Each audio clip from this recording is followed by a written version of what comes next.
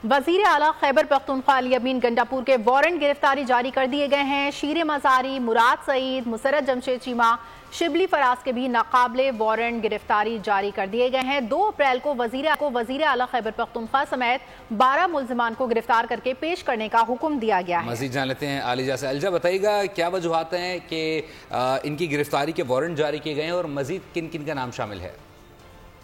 देखिए, अहम खबर यह है कि रावलपिंडी की इंसदाद दहशतगर्दी अदालत ने सानहा 9 मई के पुरतशद्दुद मुजाहिरों में वज़ीर आला खैबर पख्तूनख्वा के नाकाबिले वारंट गिरफ्तारी जारी कर दिए हैं। अली अमीन गंडापुर, शीर मज़ारी, मुराद सईद, मुसरत जमशेद चीमा, शिबली फराज के भी नाकाबिले वारंट गिरफ्तारी जारी किए गए हैं।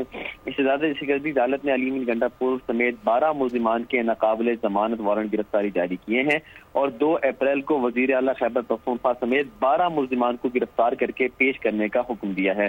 साथ ही साथ आपको ये बताते चलें, केस की समाअत इंसदाद दहशतगर्दी अदालत के जज मलिक इजाज आसिफ ने की है। अदालत ने वारंट SHO थाना सिटी की दरख्वास्त जारी किए हैं और मुल्जिमान पर 9 मई के पुरतशद्दुद मुजाहिरों, अहम तंसीबात, पुलिस एहलकार और अफसरान पर हमले का इल्जाम है। जी, बहुत शुक्रिया मोहम्मद अलीजा अपडेट करने के लिए। सब्सक्राइब करें और बेल दबाएं ताकि कोई खबर रह न जाए।